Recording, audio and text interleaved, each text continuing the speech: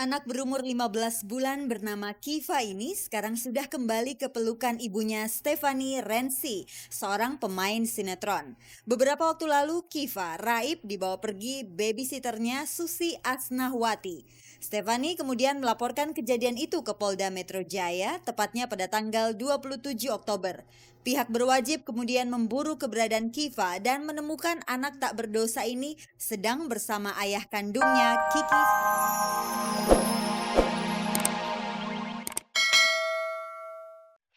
Halo selamat pagi pemirsa, selamat bergabung kembali dengan Gospot. Gosip terdepan seputar orang ternama. Saya Lintang akan mengajak Anda menjelajahi seluk-beluk dunia selebriti, menjaring gosip terpanas dan membongkar fakta yang tersembunyi di balik gemerlapnya kehidupan selebriti terkini. Pemirsa jangan lupa seperti biasa di akhir acara nanti kami memiliki kuis yang berhadiah 3 juta rupiah untuk 3 orang pemenang. Jika Anda menginginkan hadiahnya cara yang mudah sekali, Anda tinggal ketik GS, spasi jawaban A atau B, lalu kirim via SMS ke 6288. Simak terus beritanya dan ikuti kuisnya di akhir tayangan nanti.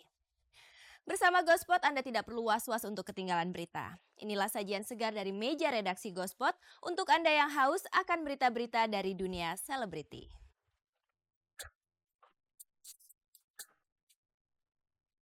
Anak Stephanie Rensi, seorang bintang sinetron, diduga diculik oleh babysitternya. Mario Lawalata, Gading Martin, dan Arman Maulana bersedia terlibat dalam konser amal di Bali. Bertrand Antolin tak mau pertemanannya dengan Hesti Putri dicampuri dengan bumbu percintaan. Nugi merasa harus eksis di dunia musik meski bermunculan bintang-bintang baru. Kasus Reynold Panggabean versus mantan pembantu rumah tangganya terus berlanjut.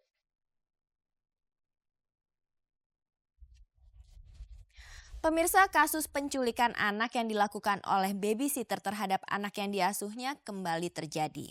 Anak yang nyaris celaka itu adalah anak dari seorang pemeran sinetron Gerhana. Siapakah dia dan bagaimana dia sampai nyaris kehilangan anaknya? Kita saksikan sekarang liputannya.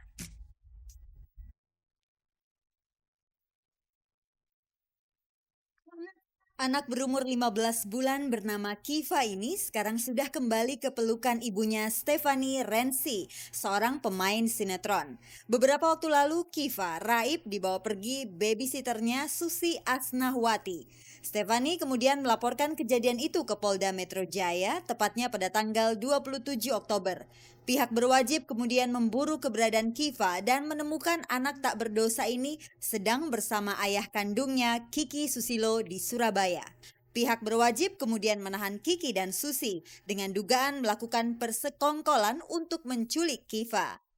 Susternya itu yang bernama Susi Asnawati itu mendapat perintah dari Kiki Waluyo untuk membawa anaknya ke Surabaya. Stephanie sendiri tak menyangka ternyata dalang dibalik raibnya Kiva adalah mantan suaminya sendiri. Stephanie dan Kiki ternyata sudah bercerai secara agama. Ternyata dibalik semua ini yang nyuruh tuh mantan suami saya nggak tahu gitu. Bapak nyulik anak, saya ketawa dong. Nggak ada namanya bapak nyulik anak. Ya karena saya dapat laporan begini-begini dari suster saya, anak saya kurang dirawat segala macam, jarang ditetein katanya, makanan habis. Gimana kalau mbak jadi saya? Jadi seorang bapak. Ya pasti saya lebih baik saya ambil anak saya dong. Pihak kepolisian menjerat Kiki dengan pasal tentang penculikan karena menurut penyidikan, Kiki dan Stephanie menikah secara siri. Dalam pernikahan siri, anak hanya punya hubungan perdata dengan ibunya.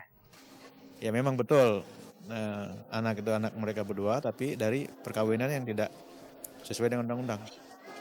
Sehingga kita proses dia sebagai penculikan pasal 328, subsidiar pasal 330 KUHP.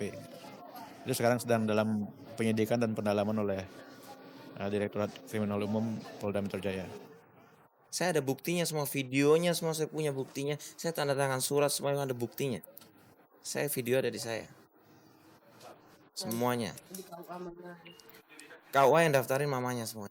Kiki membantah dugaan penculikan itu karena Kiki punya alasan lain untuk mengambil anak itu dari tangan Stefani. Menurutnya, anak itu tidak terurus. Informasi itu diperoleh dari Susi yang sehari-hari bekerja sebagai babysitter bagi Kiva.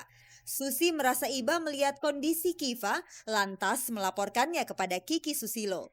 Karena saya juga kadang ngeliat si Kiva setiap hari, setiap malam manggilin bapak terus. Saya juga nggak tega dong bang ngeliatnya. Sedangkan dia jauh sama bapaknya sakit terus. Dan di situ nggak ada makanan Kiva sekalipun. Susu nggak ada, papa nggak ada, ibu nggak pernah beliin semenjak ada bapak. Saya di sana dilakuin dekat pembantu. Jarang megang Kiva. Kalau dibilang ngerawat Kiva nggak baik sih, itu sih bisa-bisa Mas Kiki aja ya Mbak ya. Sekarang ibu mana sih Mbak yang nggak ngerawat bayinya, apalagi saya masih menyusui. Ya dia bilang, suster bilang sama Mas Kiki katanya saya nggak menyusui, katanya susu kalengnya habis. Itu aduh bener-bener. Mungkin kalau suster nggak bumbu-bumbuin Mas Kiki nggak akan kayak begitu. Mas Kiki juga bilang, suster semua yang bilang dek saya nggak tahu apa-apa, dia bilang. Makanya Mas Kiki jadi emosi. Semua sudah terlanjur. Barangkali babysitter Susi memang punya niat yang amat mulia. Sayangnya niat baiknya itu kini malah membawanya sebagai seorang tahanan. Ya nggak saya sesalin. Udah begini ya udah. Ya berkorban demi Kiva.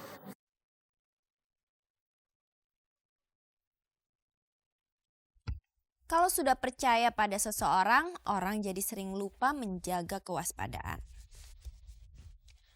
Pemirsa, Bali sudah 2 kali dihantam bom bunuh diri. Meski para pelakunya sudah teridentifikasi, namun dampaknya masih terasa sampai kini. Dan dampak paling kentara adalah tercorengnya citra Bali sebagai daerah tujuan wisata. Dalam rangka untuk mengembalikan citra Bali tersebut, dalam waktu dekat beberapa artis ibu kota akan menggelar konser amal di Bali. Dan siapa sajakah artis yang akan terlibat? Inilah Gospel.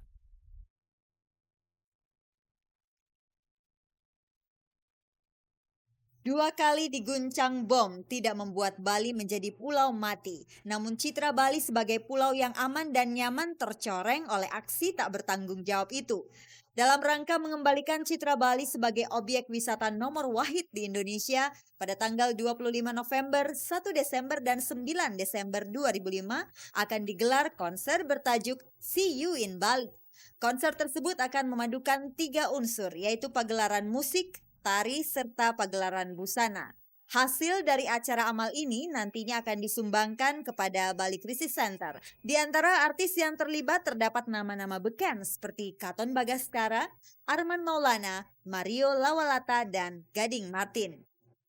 Bali itu tempat favorit gue. Gue kalau tanya liburan paling senang kemana, pasti ke Bali. Gue Agustus, Desember, Januari itu pasti ada di Bali. Tiap tahun. Udah 3 tahun berturut-turut gue pasti ke Bali.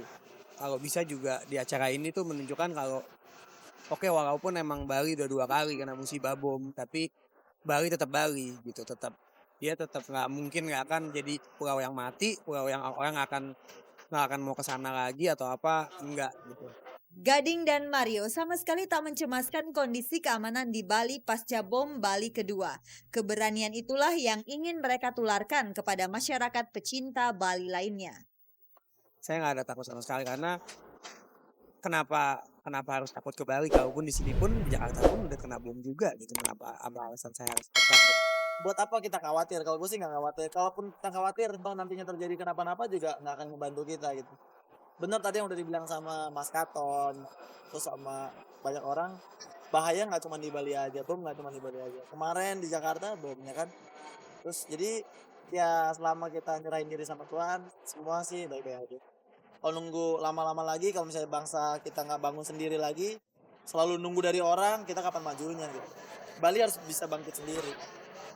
Acara semacam ini mungkin gaungnya tak seberapa besar. Sekecil apapun efeknya, tetap saja mereka punya andil untuk mengembalikan Bali kepada citranya semula sebagai surga bagi para wisatawan. Mau efeknya kecil atau besar, paling tidak kalau kegiatan ini bisa menambah kegembiraan lagi di Bali, ya kenapa tidak? Asal jangan kegembiraan itu yang negatif, itu aja kalau menurut dia.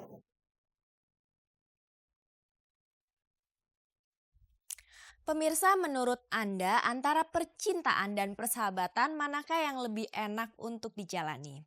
Jawaban Anda pasti berbeda-beda. Bisa jadi pendapat Anda persis sama dengan jawaban Bertrand Antolin dan Hesti Putri.